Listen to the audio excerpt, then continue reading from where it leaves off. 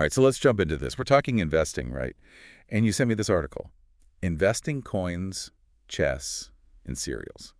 Just got to say, that title alone, I was intrigued. Yeah, it's a pretty interesting approach. I mean, using chess and these classic thought experiments to explain investment principles, it's definitely is a fresh way to think about things. Definitely. So what's our goal for today's deep dive? Well, I think today we're going to unpack Mr. Schmidt's ideas using this metaphor to understand different investing styles. How do the markets, how does market sentiment, those mood swings, affect things? And we'll see how to think about risk and reward in a whole new way. Okay, sounds good. I'm ready. Where should we start? Well, he starts off with this really interesting link between the invention of chess and compounding. You know that old story. You mean like the one where the inventor asks for 1 grain of wheat on the first square of the chessboard, Yeah. and then like double the amount on every square after that? Yeah, I know that one. It always kind of makes me think about how fast things get out of control. Yeah, exactly. And Mr. Schmidt uses this idea to show exponential growth, just like how companies can grow in value over time. Okay, so I mean, it's not just about picking the right stock; it's about letting that growth compound, over time. Yeah, yeah, definitely. That's a really important point. But he doesn't stop there. Then he brings up this thing called the St. Petersburg paradox. Oh, paradoxes! I gotta say they always kind of make my head spin. What is that one all about? So it's this game, this theoretical game, where you could potentially win an infinite amount of money, but people aren't willing to pay very much to play it because the odds of actually winning big are so small. It really shows you how we, as humans, see risk compared to reward. Huh. That's really interesting. I don't really get how a game with infinite winnings is related to investing. Okay, so think about it like this. Sometimes investors put too much value on companies with the potential for huge growth, even if the actual chance of that growth happening is low. It's like they're so focused on that big reward that they don't see how risky it actually is. Ah, I see. Okay. So it's not just like numbers, cold numbers and facts. It's like our emotions and psychology play a big role too. Absolutely. Now, to really show what he means, Mr. Schmidt uses this thing he calls the investing chessboard. Each square on this board represents a company doubling in value. Ooh, I like where this is going. Keep going. This sounds good. All right, so imagine you bought a square on this chessboard, right? And this square, it represents a company you invested in. Now picture a coin toss. That coin toss represents all the uncertainty in the market. Okay, I'm with you. So tails, the company moves forward, maybe it doubles in value. But what about heads? Well, heads, things could go a bunch of different ways. Maybe the company keeps growing, maybe nothing changes, or maybe even worse, maybe it goes bankrupt. Right, yeah. That coin toss really makes it clear that there's always risk involved. Exactly. And here's the really interesting part. It's not a fair coin. The odds are they're affected by a bunch of different factors. Competition, the company's strategy, like the big macroeconomic conditions. There's a lot to think about. It's like playing chess, but the rules change in the middle of the game. Uh-huh. Yeah, that's a good way to put it. And as the investor, you have to constantly decide when to buy or sell your seat on this chessboard. It's dynamic, just like the stock market itself. I mean, it makes sense why different investors, when they look at the same company, can have completely different views. It's all about how they see those risks and rewards, right? Exactly. And how they see those things is shaped by their investing style, how much risk they're comfortable with, and their own calculations of a company's potential. So some investors might be like more focused on a company's like steady, reliable value, while others are looking for those high growth, high risk kind of companies. That's it. Some investors, they call them value investors, they care about a company's assets and earnings right now. You know what Mr. Schmidt calls the steady state value.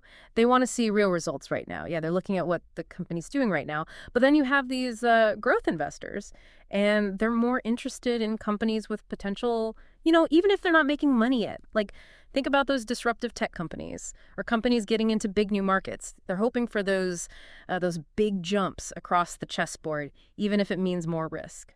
So like using this chessboard idea, a value investor might see a company on, I don't know, say square 3, while a growth investor might see that same company on like square 5 or something, because they're more, I guess, optimistic about the company's future. Is that kind of what you're saying? Yeah, exactly. That's what I'm talking about. It shows how different people can value the same company. And don't forget the time between those coin tosses, those moments when a company can double in value or, take a hit, that can vary a lot too. So like for a well-established, slow-growing company, those coin tosses might not happen as often. Right. It might only happen every, I don't know, 10 years or so.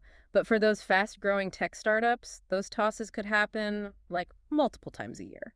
It's almost like they're playing on chessboards that moved at different speeds. Haha. Yeah. That's a good analogy.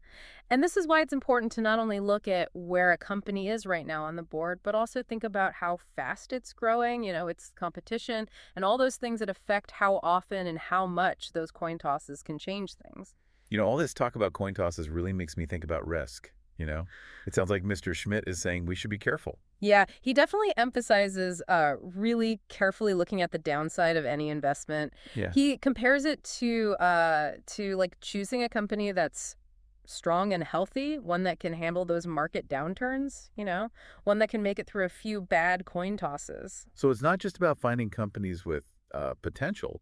It's about finding companies that can survive when things get tough. Right. Exactly. He even quotes some famous investors in the article. Warren Buffett said, and it's a famous quote, "In order to succeed, you must first survive."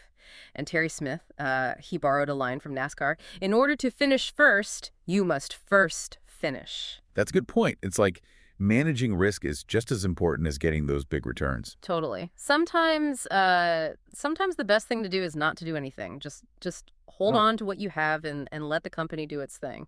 Mr. Schmidt calls this staying at the chessboard.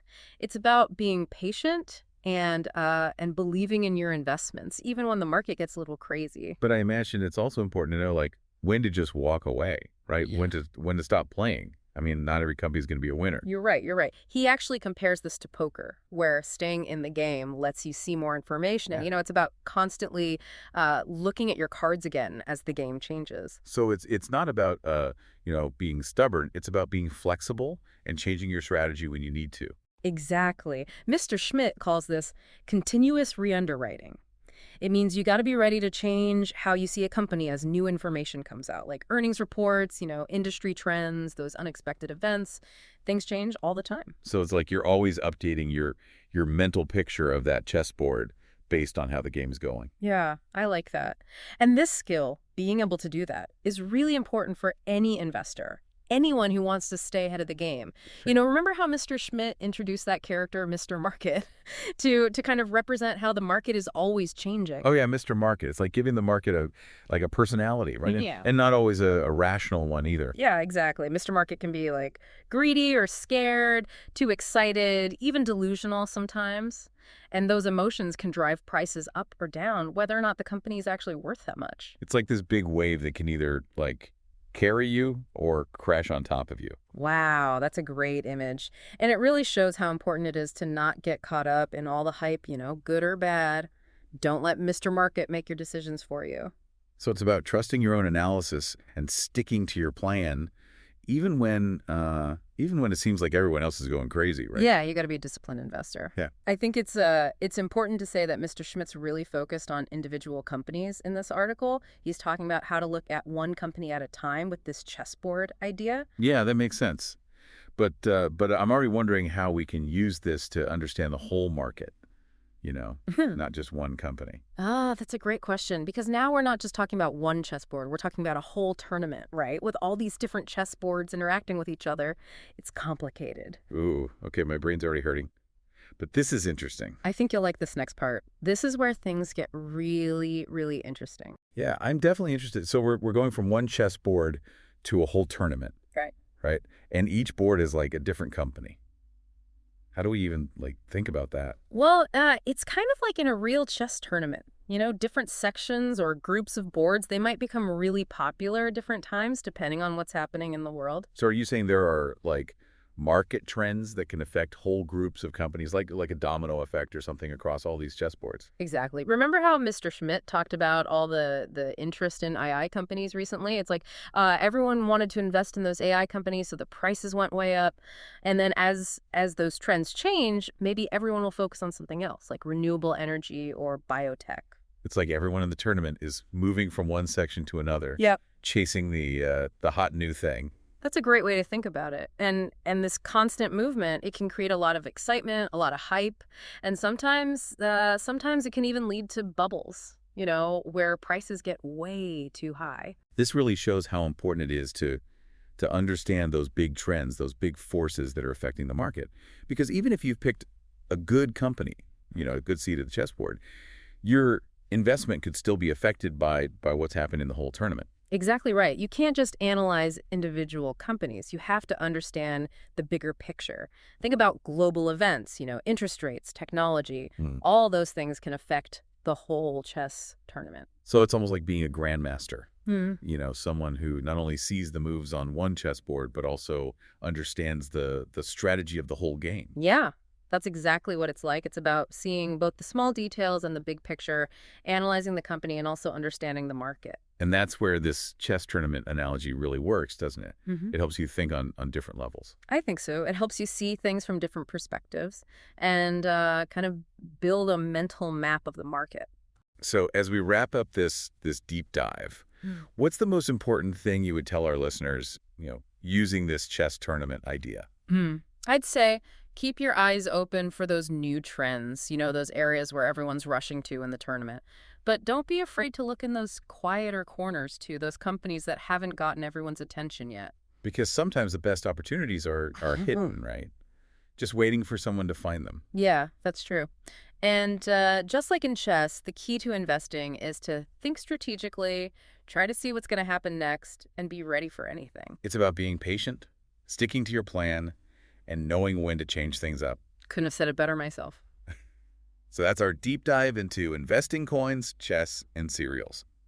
I hope you learned some interesting things from Mr. Schmidt's ideas, and most importantly, I hope you have a new way of thinking about investing. Good luck out there.